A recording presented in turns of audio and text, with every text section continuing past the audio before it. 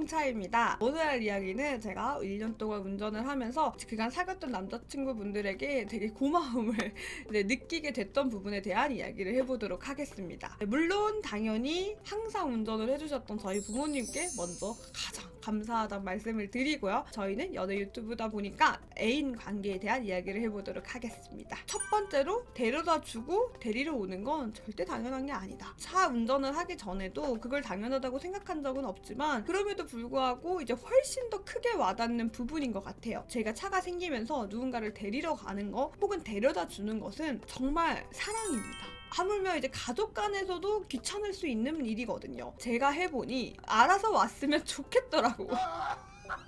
약속 장소에서 만나는 게 되게 편하고 좋은 거지, 사랑하는 사람이라고 하더라도 애인을 데리러 가고 데려다 주는 것, 절대 쉬운 일이 아니구나 라고 좀 느꼈습니다. 이게 막 짧은 거리면 좀 괜찮아요. 그래도 뭐 왕복 20분밖에 안 된다? 왕복 한 30분 정도의 거리면은 뭐 그 정도는 좀 괜찮을 수 있을 것 같아요. 근데 내가 집으로 바로 가면 30분이면 갈 수 있는 집을 여자친구나 남자친구 집을 들리면 1시간에서 2시간이나 더 걸리는 거리예요. 그러면 사실 그 시간을 운전하고 그리고 집에 오는 시간까지 늦춰지면서 개인적인 시간까지 사라지는 거죠. 그렇게까지 하면서 이렇게 데려다 주고 데리러 오는 거는 쉽지 않다. 예전에 집까지 항상 데려다 주시던 분이 계셨는데 그때도 당연히 고마움을 표시를 하긴 했지만 생각보다 정말 훨씬 더 피로도가 많이 쌓이는 일이기 때문에 어렵다고 생각을 합니다. 그리고 두 번째로 조수석의 역할은 굉장히 중요하다. 지금 생각해보니까 자도 괜찮아 라고 이야기를 했던 운전자분들에게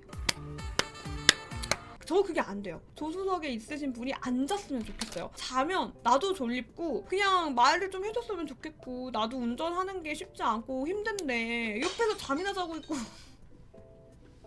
이런 생각이 들더라고요. 뭔가 나를 좀 더 배려해서 재밌게 해주고 얘기를 좀 더 걸어주고 뭐 노래라도 재밌게 바꿔주면 좋겠다라는 마음이 되게 들더라고요. 말만 같이 걸어주고 얘기만 해줘도 운전이라는 게 좀 덜 심심해지기 때문에 그 역할이 되게 중요하다. 그리고 만약에 얻어타는 입장이라면 너무 졸리면 어쩔 수 없지만 휴대폰을 하기보다는 운전자분과 좀 더 소통을 해주는 게 좋을 것 같다, 이런 생각이 들었습니다. 세 번째로, 이거는 좀 개인적인 건데 사실 우리나라는 주차하는 게 쉽지가 않아요. 기차역이나 이런 곳에서 주차를 하면 주차 비용이 조금 비싸거든요. 제가 보통 장거리 연애를 했었어서 기차역에서 만남을 가지는 경우, 헤어짐을 가지는 경우가 되게 많았거든요. 그 당시 만났던 남자친구가 항상 기차역으로 마중을 나오고 기차역으로 마중을 해주는, 저는 그게 되게 그 당시에도 고마웠지만 그렇게 힘들다라는 생각을 하진 않았었거든요. 얼마나 힘들까, 귀찮을까에 대한 생각은 못했던 것 같아요. 근데 제가 막상 해보니 여기나 이런 곳에는 솔직히 그냥 어른이잖아, 알아서 갈 수 있잖아.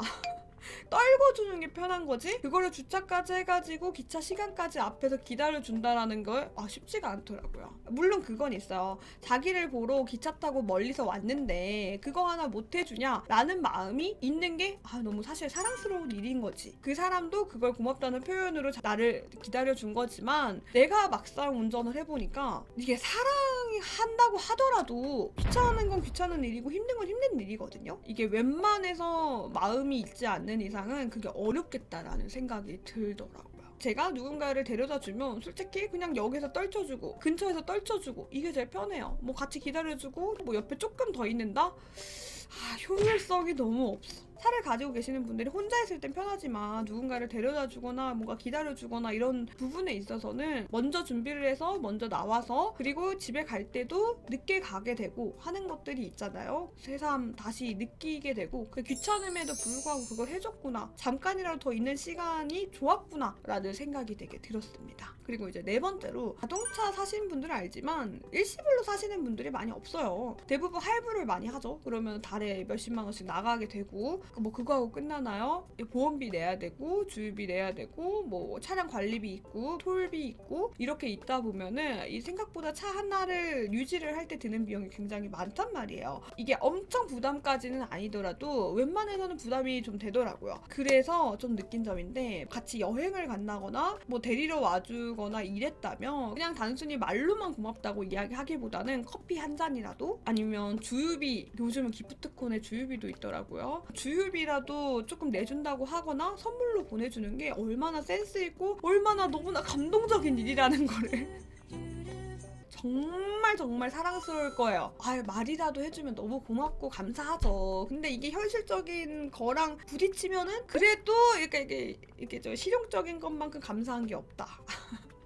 그리고 마지막으로 운전하고 나면 피로도가 없으신 분들도 있지만 피로도가 많이 쌓이시는 분들도 있거든요. 저 같은 경우는 사실 30분만 운전해도 피로도가 굉장히 쌓이더라고요. 저랑 안 맞는 거죠. 이것 조금 이해해줘야 된다고 좀 생각을 합니다. 특히나 평일에는 계속 일을 하다가 주말에 좀 멀리 여행을 가게 됐어요. 그러면 운전자의 피로도를 이해해줘야 돼요. 일찍 자유이 된다고 하더라도 왜 벌써 다 여행 왔는 데가 아니라 많이 피곤했구나 라고 좀 이해해주면 더 좋지 않을까. 이제야 제 차를 사서 운전을 하는 사람이지만 생각해보면은 정말 운전을 했던 사람들에게 어느 정도는 좀 당연하다고 생각을 했었던 부분이 있던 것 같아요. 정말 감사함을 표현을 하려고 해도 내가 감사함을 조금 더 실용적이게 표현을 했더라면 더 좋아했을 거다. 이런 생각이 좀 들더라고요. 이런 게 정말 별거 아니지만 쌓이고 쌓이면 아무리 사랑하는 사이고 좋아해서 내가 하는 일이라고 하더라도 불만이 생길 수 있지 않을까 이런 생각이 들었습니다. 오늘 이야기는 여기까지 하도록 할게요. 안녕. 너무 예뻐 자꾸 보게 돼 네 눈, 코, 입부터 목소리, 눈웃음까지